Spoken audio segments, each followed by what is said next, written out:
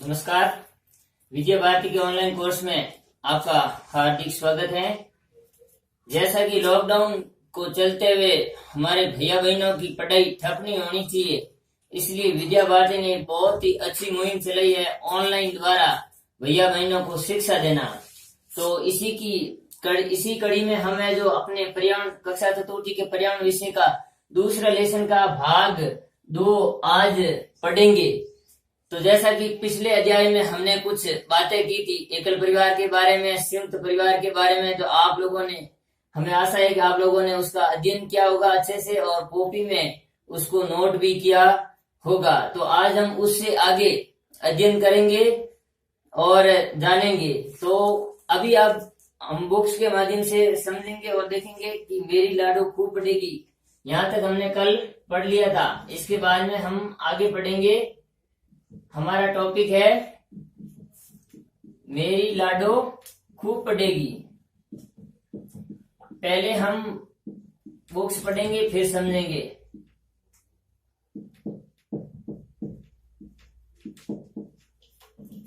हाँ, तो बुक्स की तरफ ध्यान दीजिएगा। मेरी लाडो खूब पढ़ेगी। पोलियो के कारण अरनी को चलने में परेशानी होती थी। देखिए, जो चैप्टर का नाम है अरनी, तो ये मतलब अरनी के बारे में है कि अरनी नाम की एक लड़की थी जिसको एक बीमारी थी पोलियो, और उस पोलियो बीमारी के कारण वो उसको चलने में परेशानी होती थी, चलने में दिक्कत होती थी। लेकिन वो चित्रकारी बहुत सुंदर करती थी। चित्रकारी में उसको बहुत रुचि थी, बहुत ही अच्छी तरीके से सुंदर वो चित्रकारी करती थी। उसकी उमा दीदी ने उसे बहुत प्रोत्साहित किया। उसकी किसकी अन्नी की एक दीदी थी जिसका नाम उमा था। उमा दीदी ने उसको बहुत ही प्रोत्साहित किया। प्रोत्साहित का मतलब होता है उसका हौसला बढ़ाना, उसको आगे बढ़ाने के लिए उकसाना, प्रोत्साहित करना। अब उसका चयन national institute of fine art में हो गया है। अब अरनी का एक national institute of fine art नाम की एक कोई संस्था है, उसके अंतर्गत अरनी का चयन हो गया है। अतः अब उसे पढ़ने के लिए मुंबई जाना है। ये इंस्टीट्यूट कहाँ है? मुंबई में। इसलिए आगे की पढ़ाई करने के लिए उसे कहाँ जाना पड़ेगा? मुंबई जाना पड़ेगा। आज तक उनके परिवार में कोई लड़की बाहर पढ़ने नहीं गई है। हाँ, अरनी के परिवार में आज तक ऐसा हुआ है कि इससे पहले कोई भी लड़की पढ़ाई करने के लिए बाहर नहीं गई है। अतः दादाजी ने सुनते ही मना कर दिया कि लड़की है और चलने में परेशानी है, बाहर जाएगी तो कहाँ रहेगी। मतलब दादाजी ने जब सुना कि अरनी का चयन इंस्टीट्यूट मुंबई के किसी इंस्टीट्यूट में हो गया, आर्ट इंस्टीट्यूट में, तो उन्होंने ये सुनते ही मना कर दिया। क्योंकि अरनी पहली बात तो एक लड़की है, दूसरी बात उसको पोलियो हो रखा है, तो इसलिए उसको चलने में परेशानी होगी, और तीसरी बात अरनी वहां जाएगी तो वहां पे रहेगी कहाँ? एक लड़की होते हुए वो कहाँ रहेगी अनजान जगह पे। इस प्रकार की समस्याओं को ध्यान में रखते हुए दादाजी उसे तुरंत मना कर देते हैं। तो हम आगे जानेंगे कि क्या अरनी अपने सपने पूरा कर पाएगी, मतलब आगे पढ़ पाएगी, नहीं पढ़ पाएगी। तो आगे जुड़े रहिए इसके साथ। बहुत समस्या आएगी, बाहर जाएगी मतलब बहुत सारी समस्या आएगी। ये अकेली समस्याओं से कैसे निपटेगी। लेकिन अरनी के पिताजी चाहते थे कि मेरी लाडो खूब पढ़े। हाँ, वहां जाएगी तो उसे बहुत सारी समस्याओं का सामना करना पड़ेगा, इसलिए दादाजी ने मना कर दिया था। लेकिन अरनी के जो पिताजी थे वो चाहते थे कि मेरी अरनी है जो खूब पढ़े। लाडो कहते हैं अपनी लाडली को, मतलब अपनी लाडली बहन, मतलब बेटी, अपनी लाडली बेटी। उमा दीदी ने अरनी के दादाजी को समझाया कि वहाँ एक हॉस्टल है जिसमें सब लड़कियां ही रहती हैं और सुरक्षित हैं। कहाँ? मुंबई में। ये किसने समझाया? उमा दीदी ने समझाया उस अरनी के दादाजी को कि मुंबई में एक हॉस्टल है, वहां पर केवल और केवल लड़कियां रहती हैं और लड़कियां बिल्कुल वहां सुरक्षित हैं, चिंता करने की कोई बात नहीं है। उन्होंने डॉक्टर आंटी से भी इसकी उनकी बात करवाई, जो बाहर वो भी बाहर पढ़कर आई थी। मतलब एक आसपास रहने वाली आंटी थी जिन्होंने डॉक्टरी कर रखी थी, तो वो उमा दीदी उनको है जो डॉक्टर आंटी के पास ले जाती हैं और दादाजी को समझाती हैं कि ये आंटी भी वहां से डॉक्टरी करके आई है, इसका मतलब वो जगह सेफ है, सुरक्षित है, तो आप भी अरनी को बाहर पढ़ने के लिए भेज सकते हो। इस प्रकार एग्जाम्पल देके उमा दीदी ने मतलब अन्नी के दादाजी को है जो भरोसा दिलाया कि अन्नी वहां पे सेफ है, सुरक्षित रहेगी। आखिर अन्नी के दादाजी मान गए। इस प्रकार के उदाहरण देकर अन्नी के दादाजी है जो मान जाते हैं अन्नी को मुंबई भेजने के लिए, और सभी अन्नी के मुंबई जाने की तैयारी करने लगे। जो उमा दीदी है, अन्नी के पिताजी है, अन्नी के दादाजी है, सभी है जो अन्नी को मुंबई भेजने की तैयारी में लग गए थे। अन्नी खुश हो गई और अन्नी भी इस निर्णय को सुनकर या इस फैसले से बहुत ही खुश हुई। उसने दादाजी, पिताजी और उमा दीदी का आशीर्वाद लिया। वो इस निर्णय से खुश होकर अपने से बड़े जो घर में थे उनके पिताजी, दादाजी और उनकी दीदी है जो उमा दीदी, इन सब से आशीर्वाद लिया और वो मुंबई के लिए चल पड़ी। अब है जो सोचिए और बताइए, थोड़ा सा अपने को बताना है, सोचना है और बताना है कि मतलब कुछ टॉपिक है आगे, जैसे अरनी यदि लड़का होता तो क्या दादाजी बाहर जाने से मना करते। अरनी यदि लड़का होता तो बाहर जाने से मना करते क्या दादाजी। मेरा मानना है ऐसा, यदि अरनी लड़का होता तो दादाजी कोई मना नहीं करते और न कोई चिंता किए बिना ही अन्नी को जो फैसला ले लेते। लेकिन एक लड़की होने के कारण है जो दादाजी ने जो थोड़ी आनाकानी की, थोड़ा मतलब मना किया था पहले, क्योंकि उनको भी चिंता हो रही थी कि अरनी वहां सुरक्षित रहेगी या नहीं रहेगी। अरनी को बाहर पढ़ने नहीं भेजने के पीछे की चिंता उचित थी या नहीं। देखिए, अरनी को पढ़ने के लिए, बाहर भेजने के लिए अरनी के जो दादाजी ने चिंता की है वो बिल्कुल चिंता उचित थी, क्योंकि एक संतान के प्रति अपने ही मतलब संतान के प्रति अपने गार्जियनों की चिंता रहती है, उनकी सुरक्षा से संबंधित, उनके भविष्य से संबंधित आदि चिंताएं रहती हैं। तो मेरा मानना है कि दादाजी की चिंता उचित थी, लेकिन हमें ऐसी चिंताओं को ध्यान में रखते हुए या मतलब इस चिंताओं को महत्व देते हुए उसके भविष्य को भी बर्बाद नहीं किया जाता है, क्योंकि अरनी का भविष्य उसकी आर्ट में था, उसकी कला में था, और उस कला का निखार कहाँ होगा। अगर वो मुंबई जाएगी, पढ़ेगी, तो उसकी कला का निखार होगा, तो इससे उसका भविष्य बाधित हो सकता था। चिंता करना उचित है, लेकिन चिंता की वजह से उसका भविष्य बिगड़ जाए ऐसी चिंता नहीं करनी चाहिए। उसका मनोबल बढ़ाना चाहिए और उसे पढ़ने के लिए आगे भेजना चाहिए। हाँ, उसके बारे में हरदम जानकारी रखना ये उनका कर्तव्य बन सकता था। आप अरनी क्या चाह रही थी? क्या उसे उसकी रुचि और इच्छा के बारे में पूछा जाना चाहिए था? बिल्कुल, अरनी है जो पढ़ना चाहती थी और उसे उसकी पढ़ाई के बारे में, उसकी रुचि के बारे में पूछना भी उचित था, और उससे पूछा भी गया था कि आप पढ़ना चाहती हैं या नहीं चाहती हैं। तो अरनी बिल्कुल पढ़ना चाहती थी और मुंबई के आर्ट इंस्टीट्यूट में उसका सिलेक्शन हुआ था, इसीलिए वो उसने अपनी रुचि उमा दीदी के सामने प्रकट की और उमा दीदी ने जैसे तैसे करके दादाजी को भी मना लिया, जिससे है जो अरनी की रुचि है जो पूर्ण हो गई, वो मतलब वो कामयाब हो गई। आप किन किन अवसरों पर अपने से बड़ों का आशीर्वाद लेते हैं? ये आपने आमतौर पर देखा होगा, जैसे हमारे घर में कोई त्योहार होता है या कोई जन्मदिन का फंक्शन होता है, या फिर हम अपने घर से किसी दूसरे के घर में जाते हैं, वहां पे हमें या हमारे घर में कोई नए मेहमान आते हैं तो हम उनसे मिलते हैं, तो उनसे आशीर्वाद लेते हैं। तो त्योहारों के अवसर पर, जन्मदिन वगैरह, शादी वगैरह के अवसरों पर हम आशीर्वाद लेते हैं, या हम किसी के घर जाते हैं तो हमसे बड़ों से आशीर्वाद लेते हैं। या हमारे घर कोई मेहमान आते हैं तो उस समय हम अपने से बड़ों से आशीर्वाद लेते हैं। आपके परिवार में बड़े बुजुर्गों का सम्मान कैसे किया जाता है? हमारे परिवार में बड़े बुजुर्गों का सम्मान आप लोगों ने देखा ही होगा। बड़े बुजुर्गों का सम्मान होता है हमारे परिवार में, बिल्कुल। और उनके प्रति श्रद्धा रखे, श्रद्धा भाव रखे और उनके अनुसार हम चलते हैं। उन्होंने जो कहा उनका कहा हम मानते हैं।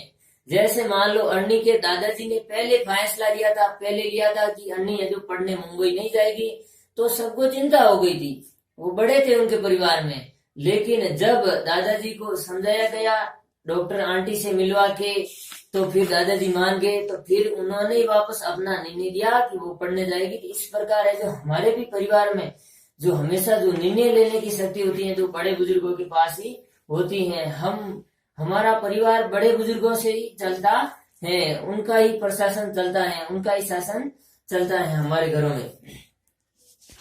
आपके घर में जब कोई बड़ा फैसला लेता है तो कौन तय करता है? मतलब आपके घर में कोई बड़ा फैसला लेना हो, जैसे मान लो अर्नी आपके घर के परिवार की ही सदस्य हो, या फिर आपका भी सेम कहीं बम्बई हो गया होगा, तो उसके लिए आप अनुमति किससे लेंगे? जो आपके घर में बुजुर्ग है, आपके घर में सबसे वृद्ध है, आपके घर में सबसे बड़े हैं, मान लो आपके दादाजी है या आपके दादी जी है, या मान लो आपके घर में दादाजी दादी जी नहीं है तो आपके पिताजी माताजी या आपके ताऊ जी ताई जी, जो आपके घर में बड़े हैं, बड़ा फैसला लेने का हक उनको होता है। और हाँ, हम सब बड़ों को अपनी राय दे सकते हैं, लेकिन फैसला लेने का हक उनको होता है और हमारे घरों में फैसला वही लेते हैं। घर में आपसे जुड़ी बातों पर, जैसे कौन से कपड़े, कौन से खिलौने आदि पर फैसला लेने से पहले क्या आपकी राय ली जाती है? बिल्कुल। जो हमारे से संबंधित है, ऐसे अवसरों पर जो भैया बहनों से संबंधित कोई अगर फैसला है, उसमें है जो भैया बहनों की रुचि ली जाती है। आपको कौन से कपड़े पसंद है, कौन से कपड़े पसंद नहीं है, हाँ, उसमें अपनी सलाह दे सकते हैं। गार्जियन जो मतलब अपने अभिभावक है, माता पिता है, वो सलाह दे सकते हैं, भाई ये कपड़ा अच्छा नहीं है, ये कपड़ा अच्छा है, लेकिन उसमें अपनी रुचि भी ली जाती है। कौन सा खाना हमें पसंद है, कौन सा खाना पसंद नहीं है, आदि से संबंधित है जो हमारे गार्जियन हमसे रुचि लेते हैं। क्या आपकी माँ कभी कभी आपसे पूछती है कि आज खाने में क्या बनाऊं? ये तो आप लोगों को अच्छी तरह से मालूम है, क्योंकि आपकी माताएं भी आपसे पूछती होंगी कि आज खाने में क्या बनाए। कभी कभी आपकी रुचि के अनुसार भी भोजन बनता होगा, क्योंकि परिवार में भी सबकी रुचि अलग अलग होती है, सबका टेस्ट अलग अलग होता है। तो कभी किसी के टेस्ट के अनुसार उसका निर्णय रख लिया जाता था। चर्चा कीजिए और बताइए, आपकी राय में फैसला लेने का सही तरीका क्या होना चाहिए?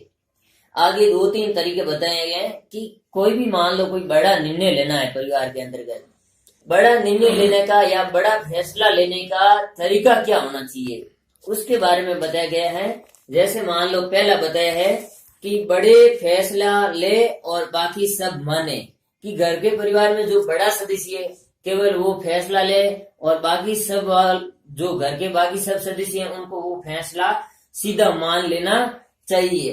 और नीचे है सभी की राय ले और फिर फैसला ले। नीचे दूसरा कदम दिया गया कि घर के परिवार के सभी सदस्यों से राय लेकर फिर बड़े लोगों को फैसला लेना चाहिए। ये मुझे सबसे उचित तरीका लगा है कि अपने परिवार के सभी सदस्यों से राय लेकर फिर है जो कोई उचित बड़ा फैसला लेना चाहिए। ये सबसे महत्वपूर्ण तरीका होता है। इससे क्या है, परिवार में आपसी मनमुटाव पैदा नहीं होगा, सबकी रुचि रखी जाएगी, सबका फैसला लिया जाएगा, सबकी बातों सबकी भावनाओं को मतलब ध्यान में रखा जाएगा। इससे बड़ा मतलब बदलाव आएगा। या कोई और तरीका, यदि आप लोगों के ध्यान में ऐसा कोई तरीका है और मतलब या आप मतलब आपके घर में कोई अगर बड़ा फैसला लेता हो तो आप गौर करना, इस बातों पर ध्यान देना कि कौन फैसला ले रहा है और किसकी रुचि हो रही है उसमें, किसकी रुचि नहीं है। ये सब थोड़ी बातों का ध्यान रखना। अब है वक्त के साथ बदलना होगा। अगला टॉपिक है हमारा वक्त के साथ बदलना होगा।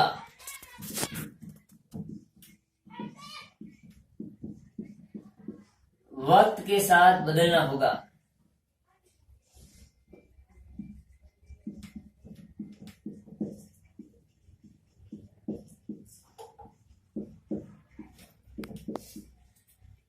वक्त के साथ बदलना होगा, इसका क्या मतलब हुआ? वक्त के साथ बदलना, जैसे जैसे समय बदलता जाता है वैसे वैसे परिस्थितियां बदलती जाती है।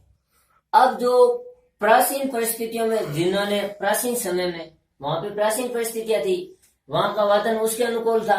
अगर हम वही वातावरण या वही परिस्थितियां लेकर आगे भी चलें तो वो परिस्थितियां आगे चलने वाली नहीं है, क्योंकि अब स्थिति अलग है, पहले स्थिति अलग थी। जैसे जैसे समय बदलता जाता है वैसे वैसे परिस्थितियां बदलती जाती हैं और हमें परिस्थितियों के अनुसार ही रहना चाहिए, अपने आप में बदलाव करना चाहिए। तो आगे ये बुक्स के अंदर दिया गया है कि कैसे वक्त के साथ बदलना है। बहुत बड़ी बात कही गई है, तो हम पहले पढ़ेंगे बाद में समझेंगे। एक दिन अर्नी की दादी उससे बोली, जब अर्नी बम्बई चली गई तो उसके बाद में जब अर्नी के दादी जी से अर्नी का मिलाप हुआ तो दादी जी ने बोला कि बेटा तुम बाहर तो जा रही हो, लेकिन वहां न जाने कौन खाना बनेगा और कैसा बनेगा, तुम अपना खाना खुद बनाकर खाना। ये मतलब थोड़ी हम कह सकते हैं प्राचीन धारणा है कि खाना कौन बनेगा।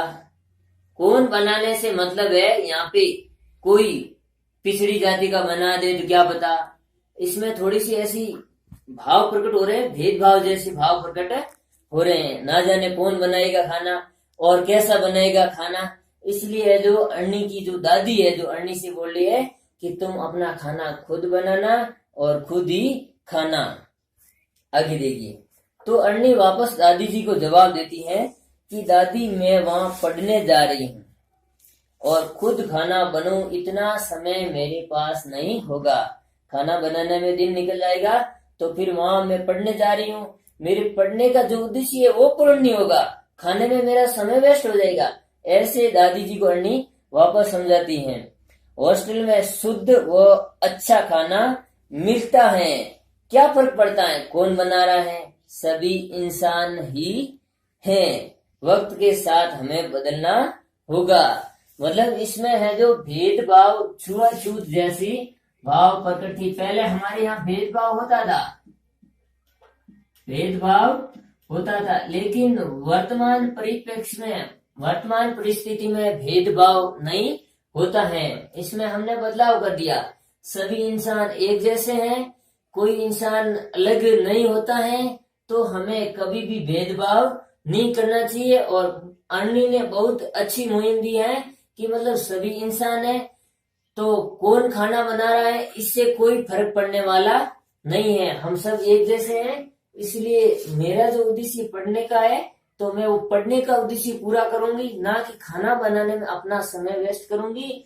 और खाना कौन बना रहा है कौन नहीं बना रहा है इससे क्या मतलब, सभी इंसान है और अच्छा खाना और शुद्ध खाना हमारे हॉस्टल में बनता है। तो हमने अपने वक्त के साथ, समय के साथ, बदलती परिस्थितियों के अनुसार इसमें हमने बदलाव कर लिया।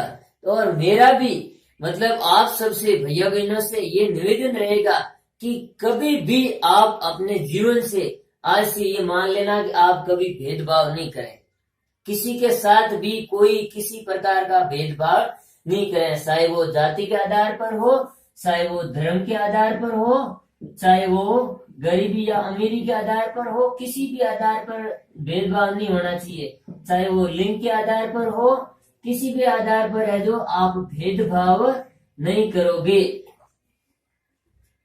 जाति, धर्म, लिंग या मान लो गरीब अमीर आदि किसी प्रकार, इंसान इंसान ही होता है, सब मनुष्य एक जैसे ही होते हैं।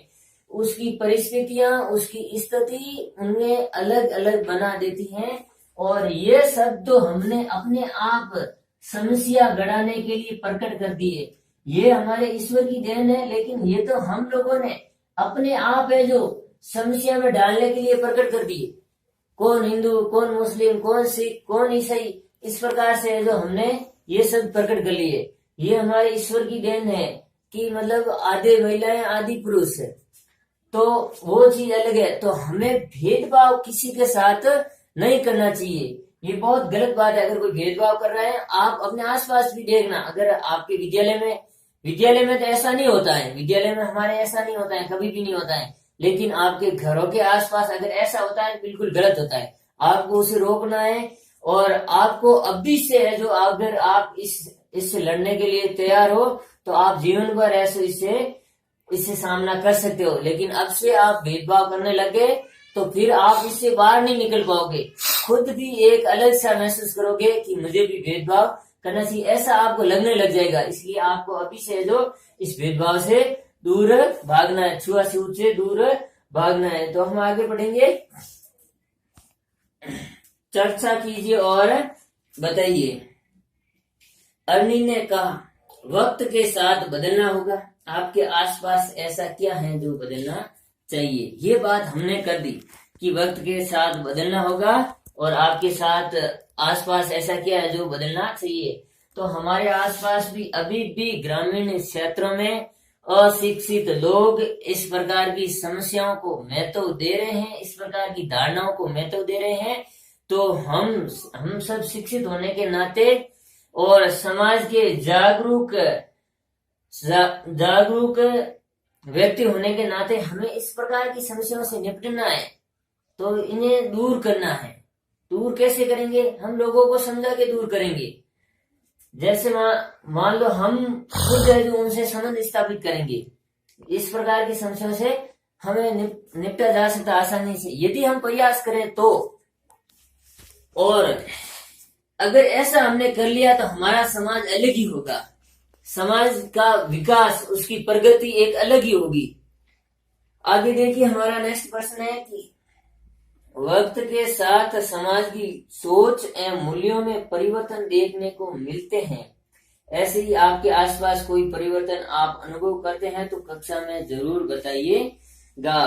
वक्त के साथ हमारी समाज मतलब हम जहाँ रहते हैं, जिस व्यक्तियों के बीच में रहते हैं, वो हमारा समाज है। तो वक्त के साथ हमारे समाज में, हमारे इलाके में, हमारे एरिया में, हमारे क्षेत्र में अगर कोई बदलाव हुआ है तो उसे हमें बताना है। जैसे मान लो, ये भेदभाव की बात करूं तो मैं, ये पहले बहुत जो बड़े स्तर पे होता था, लेकिन अब इसे धीरे धीरे हमारे जैसे जागरूक, हमारे जैसे पढ़े लिखे लोगों ने इसको महत्व देना बंद कर लिया।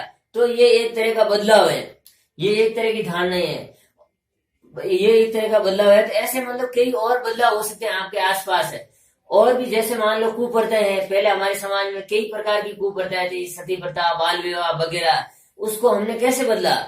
हमने पढ़ लिख कर उसके जो होने वाली हानियों को जानकर उसको हमने बदल दिया, त्याग दिया। तो इस प्रकार हम, अगर आपको ध्यान में हो कोई ऐसी परिस्थिति है, ऐसी कोई कुप्रथाएं जिसमें कोई बदलाव हुआ होगा, या फिर ऐसी कई प्रथाएं जिसमें कोई सुधार भी हुआ होगा, तो उसके बारे में आप पता कीजिएगा और जरूर बताइएगा।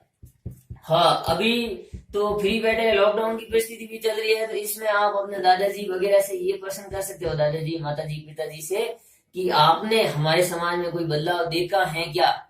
देखा है तो जरूर बताना कि क्या आपने बदलाव देखा है, जरूर समझना।